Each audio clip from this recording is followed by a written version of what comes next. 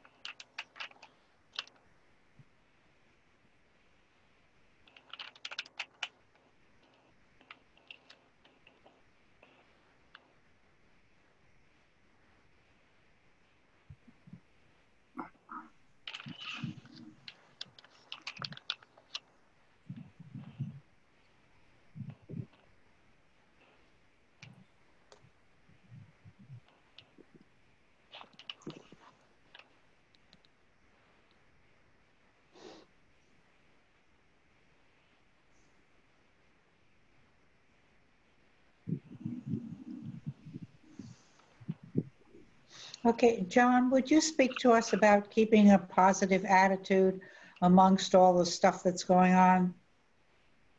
Seeing through it? Yeah, you're not body. That's so much to go back into that spirit, presence, I am, whatever you want to call it. When the outside, seemingly outside because of identification with being a body form, you see an outside world and things going on inside of it, you just remain with yourself. Unless you get involved, it's not actually happening. Unless you register something happening, it's not happening. You don't, if you just stay with yourself, and it's a test, you could say, like Maharaj would say, a test of your spiritual knowledge. You listen to the news and it's very distressing, and oh, the economy is falling apart, and this is happening, and that's happening, and all these things are happening, and friends are dying around us, and all this sort of thing. But you remain with yourself. You don't take the touch. And just by remaining with yourself, then you don't have to not think about what's happening. You just remain with yourself. Remain with the sense of presence, the spirit, I am, whatever you want to call it. Just, this is an opportunity to know yourself.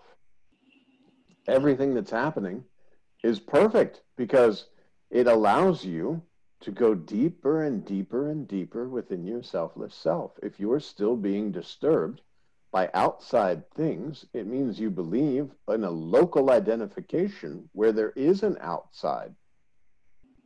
And you're formless.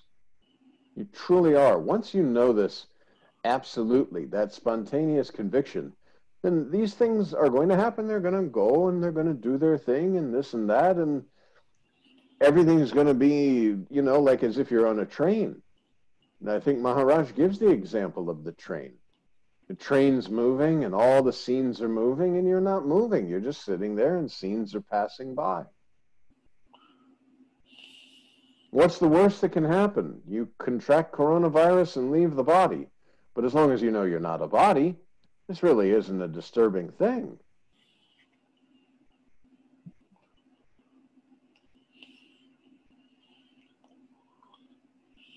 Use the body form right now in this moment to sense yourself, to feel yourself all around this body, in everything.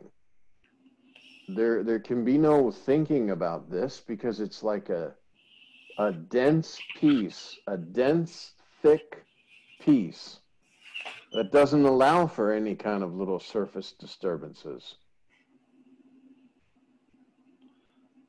Like a dense what? A dense piece. Like, I don't know how you, it's almost impossible to describe, but you're just,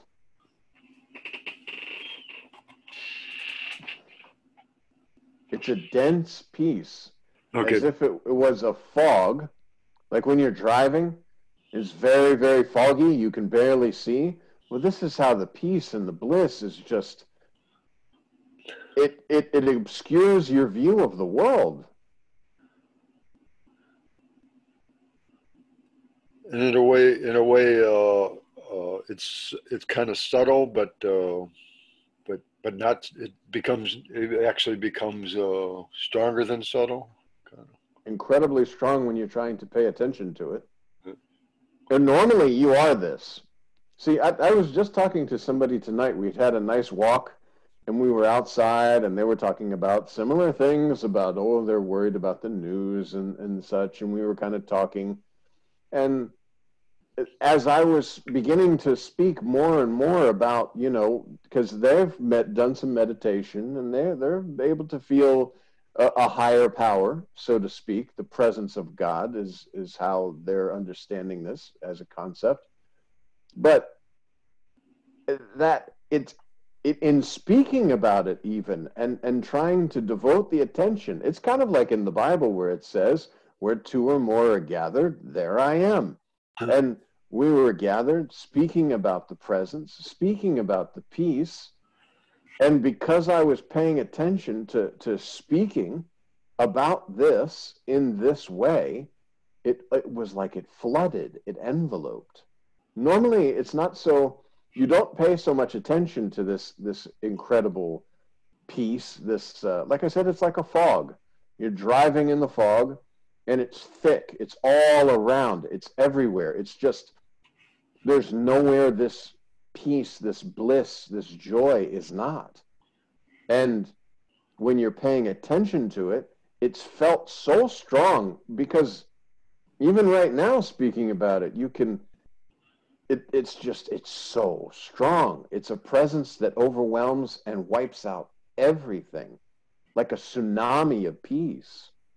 There's no chance that you can be thinking or trying to change anything when you're overwhelmed by this tsunami of peace, this just amazing presence, spirit, whatever. And see, this is only because this is duality, of course. You are that presence, and you can sense yourself using this body to know presence. But normally, in your everyday activities, as you're moving around, eventually you won't feel the presence anymore, because you are the presence. However, when we go in places like this, or as we're trying to get this presence, or invite the attention of the invisible listener, as Maharaj says, invite the attention of the invisible listener. Once the invisible listener is here, there's no longer need to invite the attention, because the attention and the invisible listener are one. However, while you're inviting the attention of the invisible listener, you use opportunities where you might be disturbed, or some kind of circumstances arising in your life, and you go to the presence, not to the illusion. And even if you don't have the conviction, that's okay. The presence, go to the presence, bask in the peace. It's a tsunami of peace. There can be no worries in that you are. There's not.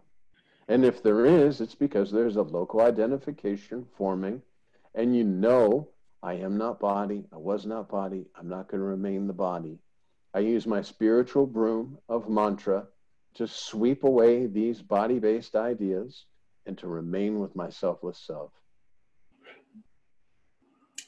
John, do you think the other person that you're speaking with picks up on that? Or, I mean, I think sometimes there's an energetic quality about it that actually other people can feel if they're tuned in. You know, I mean, they might not know what it is, but they can feel it.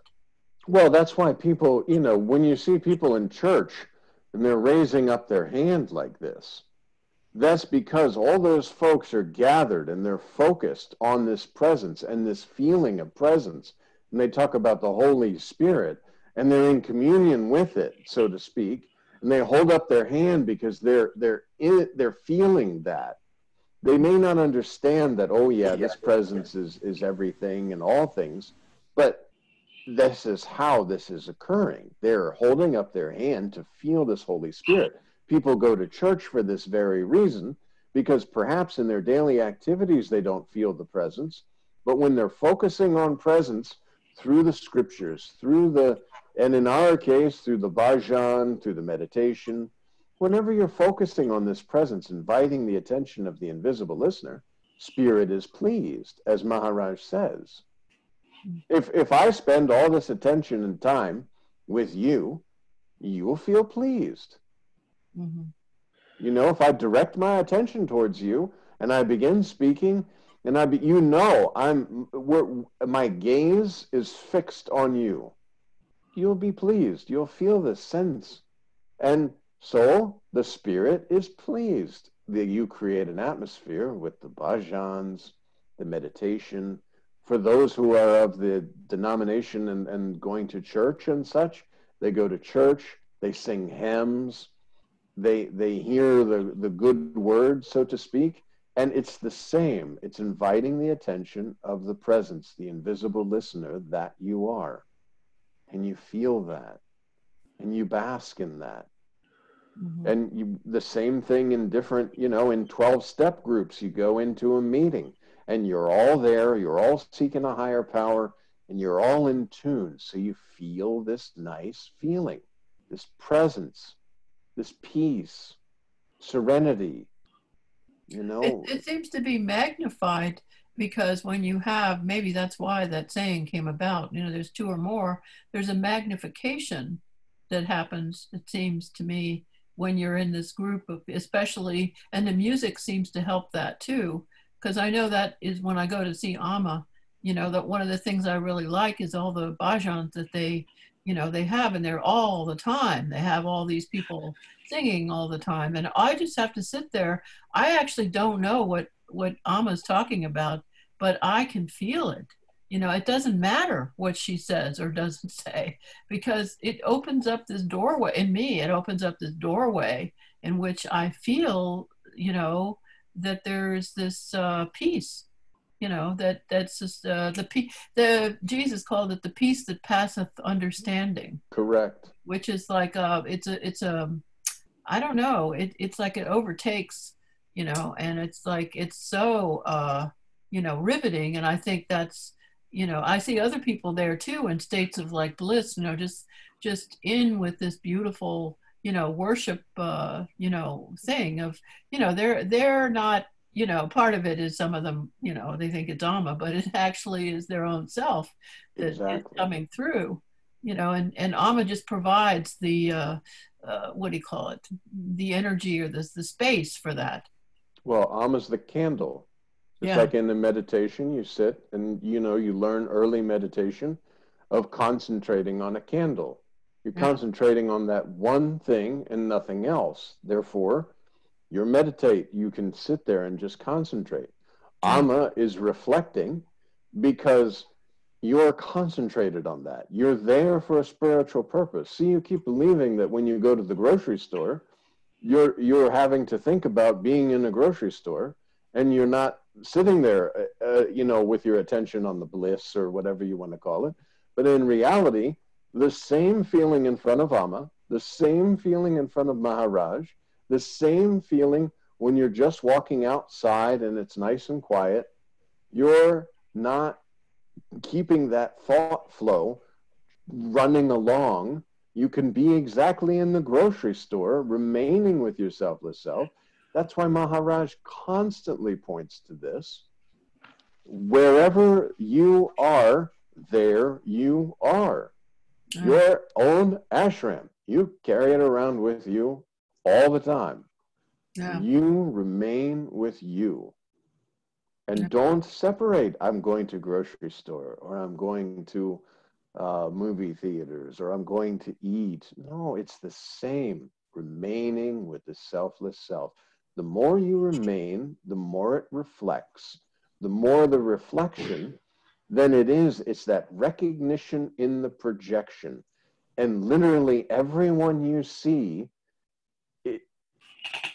is just kind of dancing on the screen, and you know the energy, the power, the source of all is your own selfless self, and not this self in body form. Not this. Forget about this body form. This selfless self is powering everything. Actually, tonight I was talking, I said, you see this tree? This tree is inside yourself, and the energy, the tree is basically just 5 elemental goo, and the power, the energy that you are, is creating the ability for this tree to branch and for leaves to form and all of this stuff, and for the heartbeat of the tree. And just like the pigeon, we saw, like, maybe it wasn't a pigeon, but a little bird. And I said, and that bird, it's just a lump of the 5 elements that your energy, that you are, is powering, beating that little heart. That's you.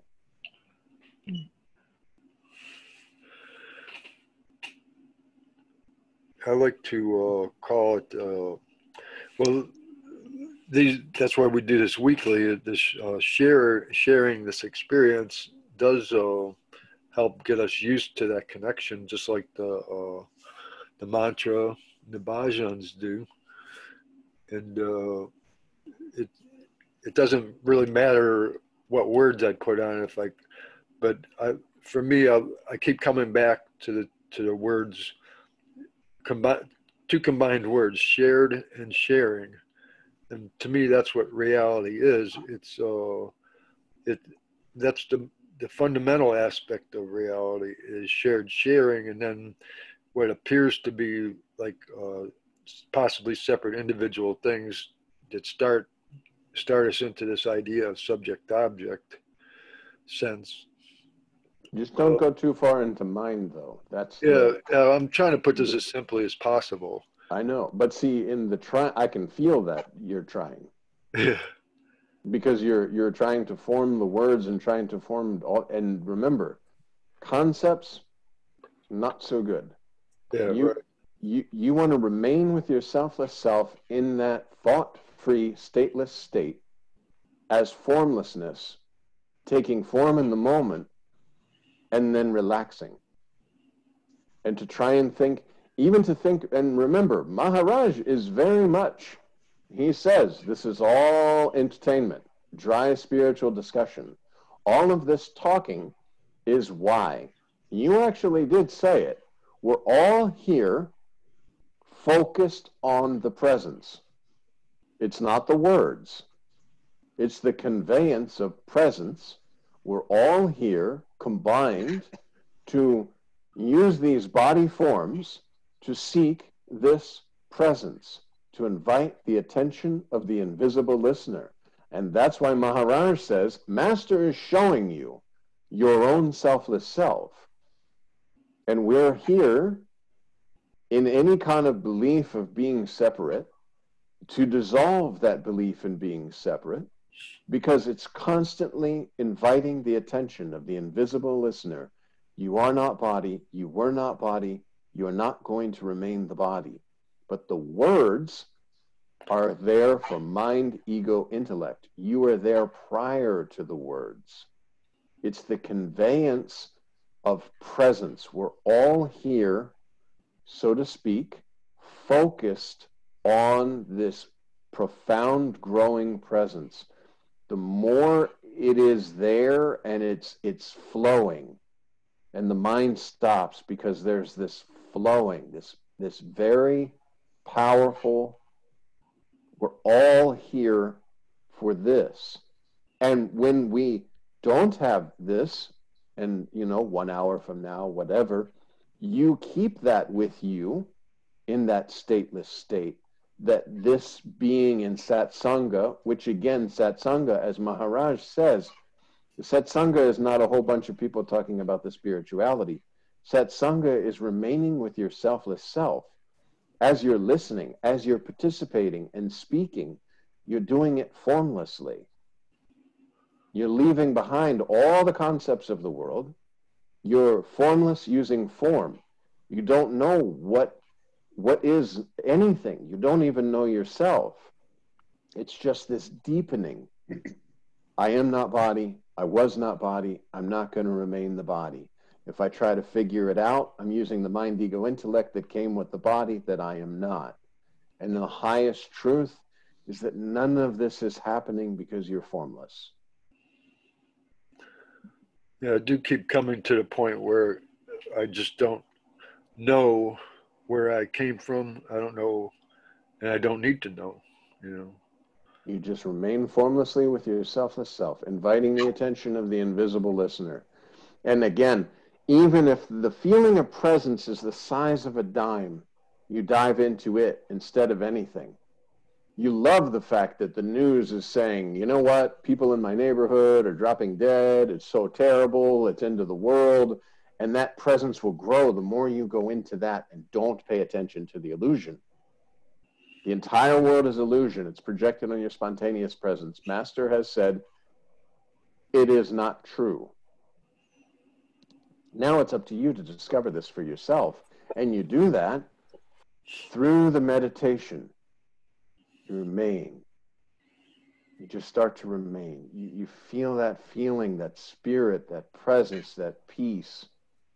And it may be so subtle at first, but you just keep with your selfless self. And the more, just like they talk about God being a jealous God, the more you pay attention to the sense of presence, to the spirit, to that incredible peace, and you don't pay attention to, quote, outside things, it grows. The sense of presence grows. And see, that's the fun too, as Maharaj says, because it's not the presence that's growing, it's the body pressure that's dissolving. You see, because as you're pressured into belief of being a body, you don't sense the presence as much because a lot of your attention and focus is on all the stuff that's happening and going on with this body that you believe you are, which you actually are not. So when you stop paying attention to all this nonsense stuff about my life and this happening and all these things and blah, blah, blah, and you remain with your sense of presence, with that sense I am, then the body pressures start to dissolve. The mantra that we've been given, we just talked about. Guru Linga Jangam, and pardon me if I'm saying that wrong, that's that picture there. Then he passed this knowledge to Balsed Maharaj. Balsed Maharaj passed to Siddhameshwar Maharaj. Siddhameshwar Maharaj passed to Nisargadatta and Ranjit Maharaj. Nisargadatta Maharaj passed then to Ramakant Maharaj, and Ramakant Maharaj passed to you. It's the same. It's the knowledge of your own selfless self.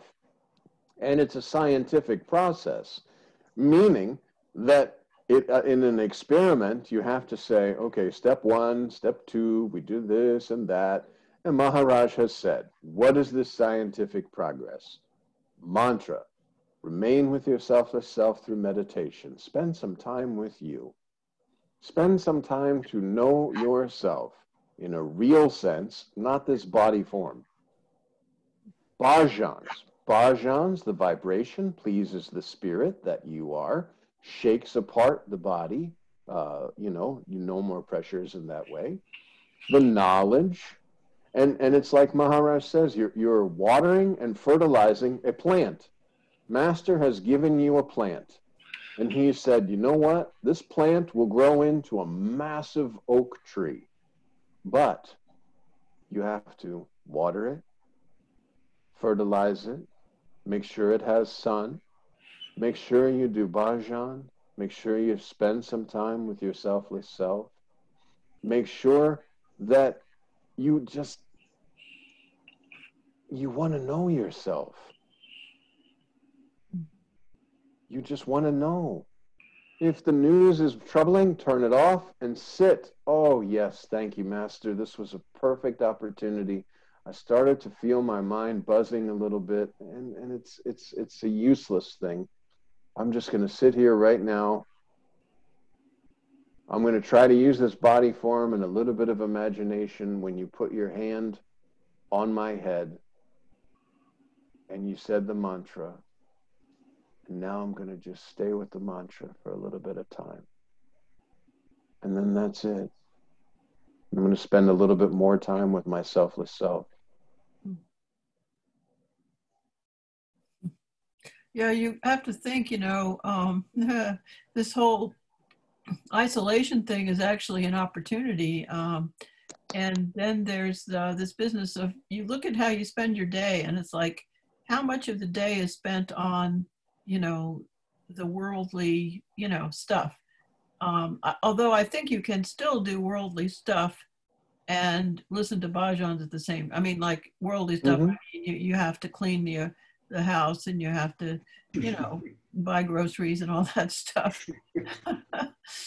But but you can. It's like your attention can be I call it bifurcation. Where you're never. In fact, Eckhart Tolle talks about that. Just never give the world 100% of your attention. Yeah.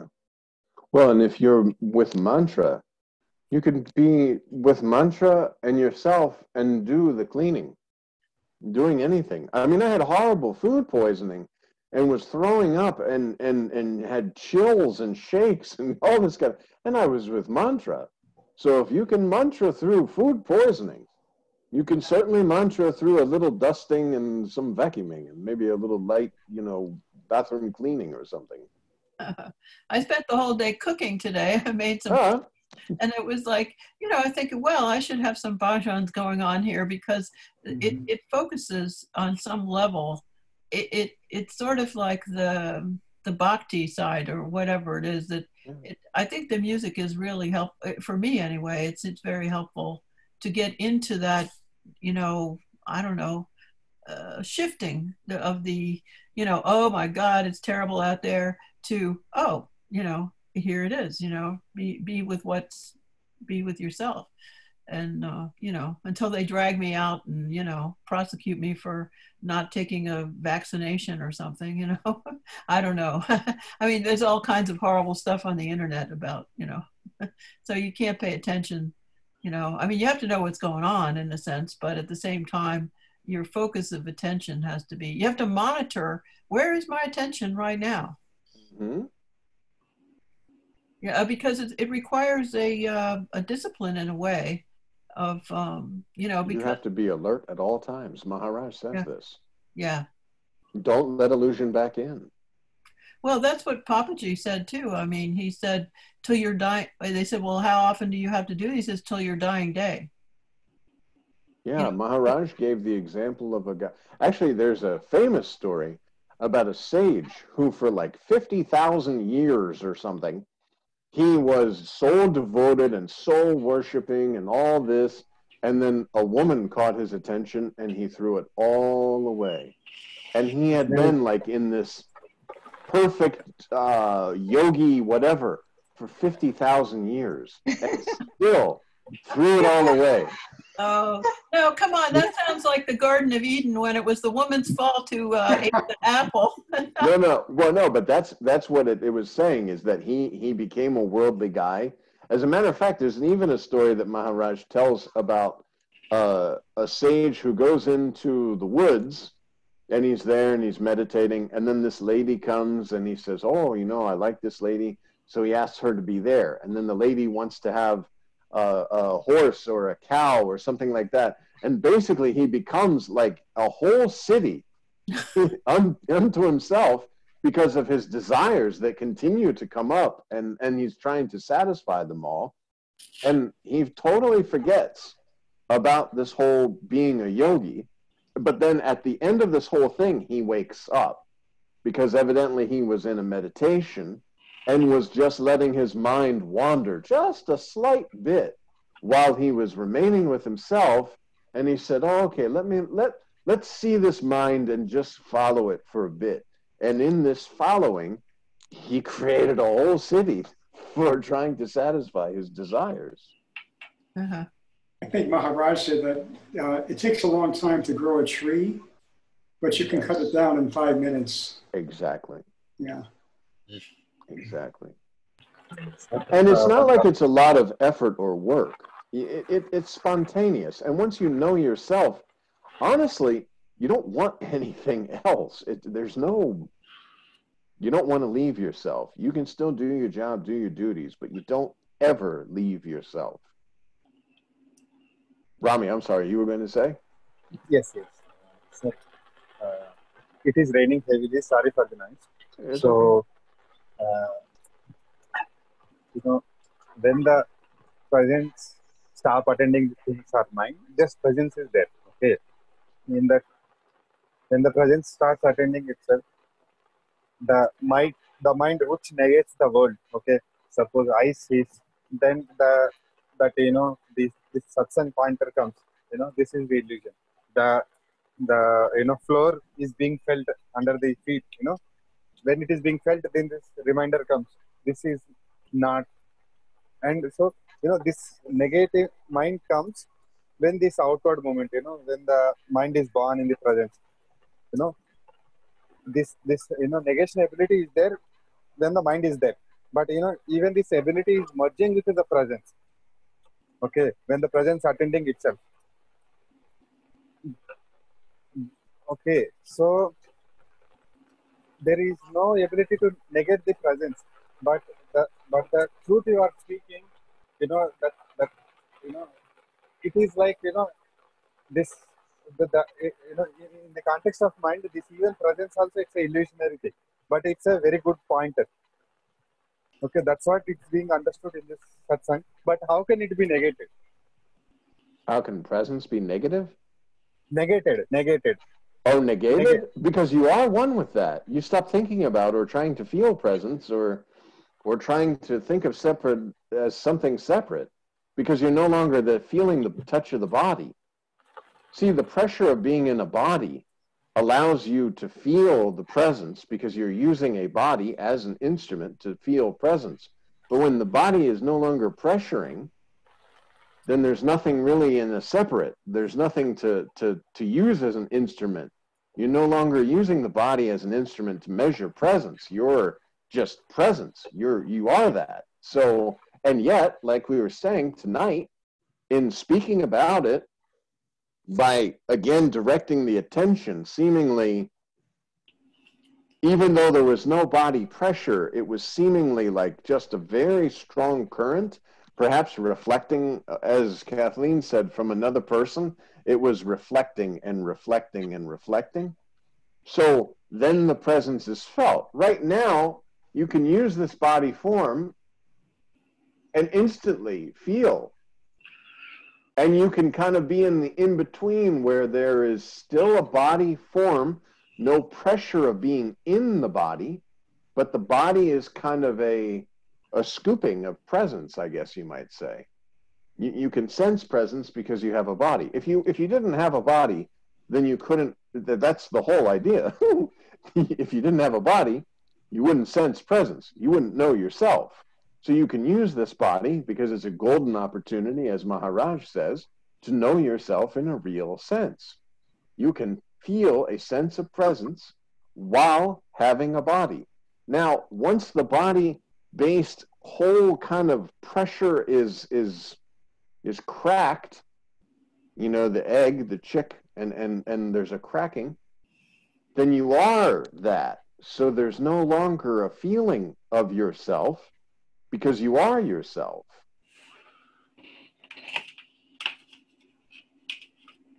Presence is all there is. It's formless. You feel it because of clicking with a body. You're able to say I because you're having a body form, an instrument of speaking, of speech. But you and the material world will never be able to,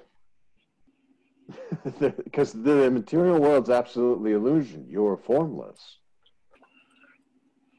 That's just like when you go and lay down and sleep at night, everything appears so real. And you as an individual dream character might figure out that you're actually dreaming and that this is a dream. So-called lucid dreaming, yeah?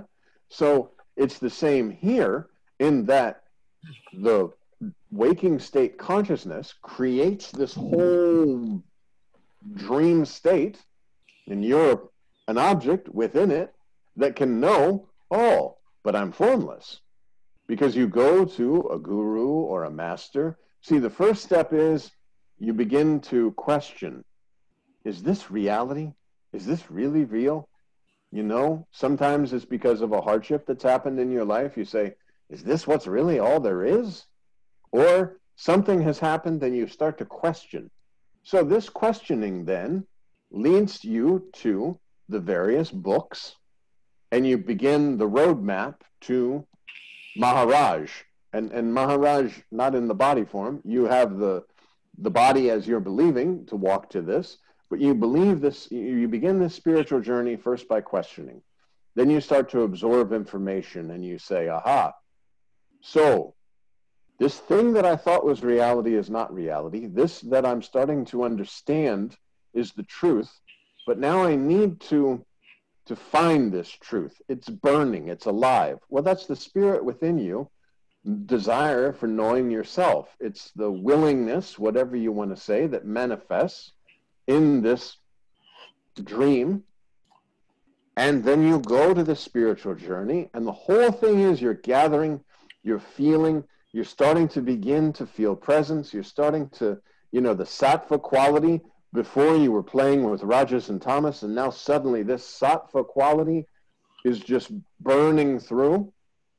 And that's what, before I went to India, I had the Rudraksh beads and the long hair, and I wore the dashiki, because sattva quality was just popping like crazy, because it was like there'd been so much Raja and Tamas, and now it's like, okay, sattva quality to the extreme. And many of the people who come to the ashram, especially from the West, are super sattvad.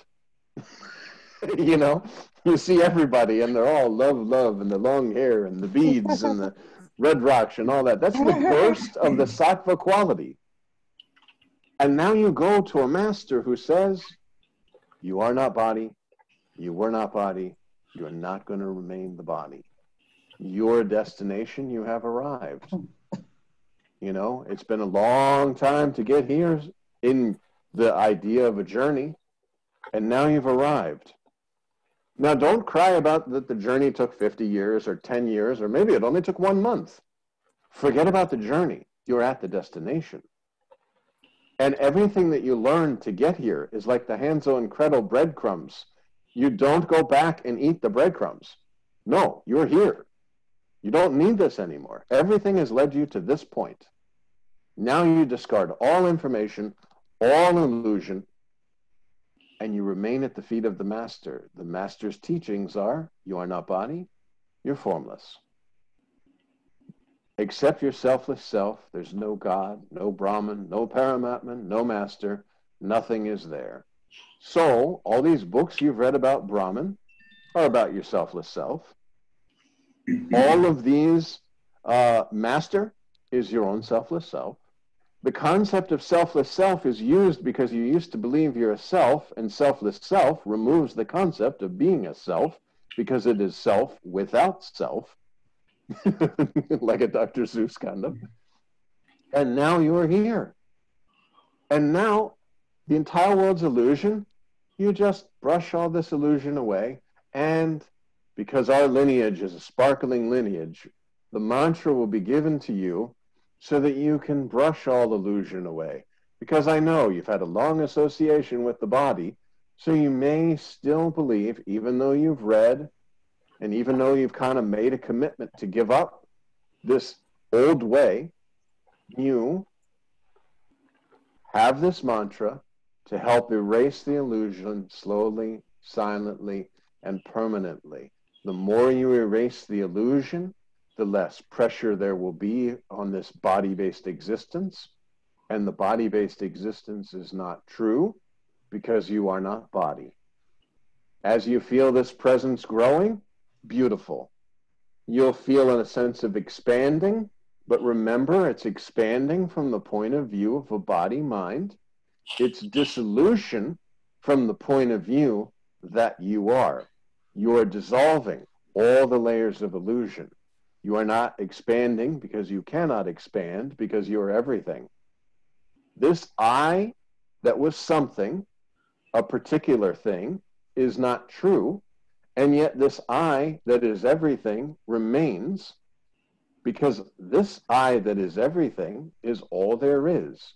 And now, because we're having communication, we label that presence, spirit, I am, whatever you want to label it. That is your own selfless self, and that's all there is. So anything that appears as other appears within that, and that will never be in anything, because that is the background, the final, the terminus, the ultimate truth.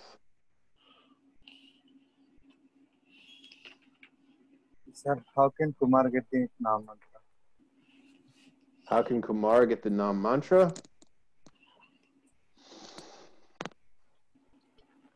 I don't know. Maybe we'll think about that. I don't know. I don't know.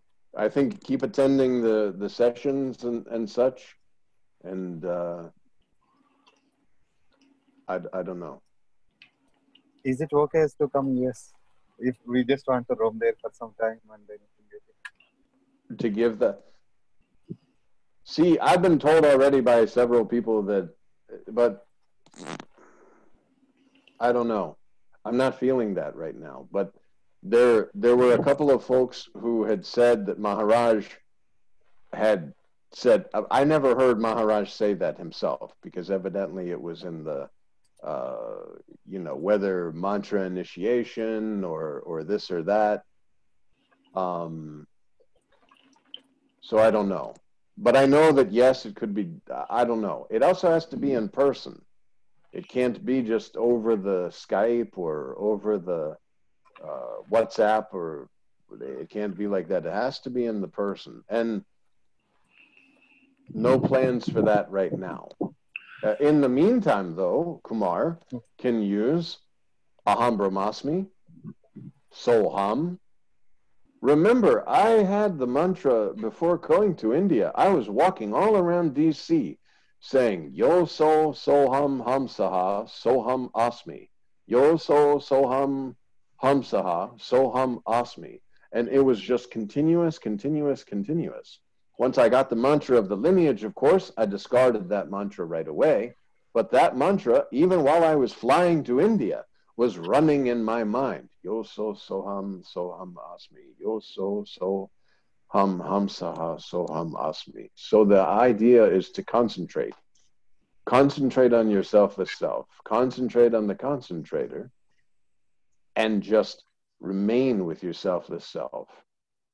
And Maharaj has said before, Soham, Shivoham, any mantra that you know came, and you could say, okay, Soham mantra, and this has come from your own selfless self to your selfless self to relieve you of the bondage of this illusory body-based existence that you believe yourself to be in. And Ramakant said that any mantra will work. He said it will. With devotion, that's the main thing. Sitting quietly with yourself and deep devotion. Meditation. This is not a part-time thing. It isn't. That Maharaj talks about the fact that 1 in 1,000 people will be interested in spirituality, and 1 in 1,000,000 will reach that apex, or whatever you want to call it, that will actually know yourself in a real sense. And that's not because it's like some kind of a elite club. It's because, as the story of Shiva, we've all heard the story of Shiva. When Shiva, there was a Brahmin, and he was there, and he saw all the people, and they were dancing and praising Shiva, praising Shiva. So he went to Shiva. He said, oh, why don't you come and show yourself to these people to make them happy? And he said, no, I don't think so. He said, but they all worship you. They love you. Why not come and show? He said, listen, this is what I'm going to do. I will be 5 miles away, okay? And I want you to grab all these people and tell them, okay, come to me. They have to come to me, but I'm. And so he tells the people. Half the people laugh at him. Now, these are, quote, devotees of Shiva. And they laugh. No, Shiva can't come. There's no way he manifests in the world. Forget about it. And they leave. The other half of the people, they say, yes, let's go. Let's find this. Let's go to Shiva. But as they're walking, they come across, I know we've all heard this story, some brass trinkets. And these people, they're like, oh, these brass trinkets, they're so nice. So they purchase some brass trinkets and they go back to their home. So now you only have a little bit more devotees. So then they go to the next town and they're silver. Oh, beautiful silver trinkets. Oh my goodness, so beautiful. And they go and they grab some and another bunch of folks leave. And now we come to the next town and there's only like a third of the folks that originally started on this journey. And now they see this beautiful gold. They're like, well, you know, we passed up the brass, we passed up the silver, but this gold, it's at a fine price. We'll take this and leave. Then they come into the town. There's only like maybe 20 people left now. And they go into a jewelry store. And again, the folks, they're so inundated. They're so happy with the jewels. They go and they leave. One person, one, walks to Shiva. And Shiva tells the Brahmin, for this one I came. And it's not that it's an elite club being, quote, self-realized, which again, self-realized is only within the body-based existence, and you are not body. So there's not really a lot of, there's no, if you were to hang a diploma on your wall, there's no wall because you're formless. So, but when it talks about how people will come to themselves in the realization, and they say 1 in 1 million, it's because there's nobody who's earnest, nobody who's totally willing to give up your everything right now because you believe that this everything is something and it's nothing. And that you are knows it's nothing, but is waiting patiently for this illusory layer to be discarded and no longer the illusion pressuring. That one.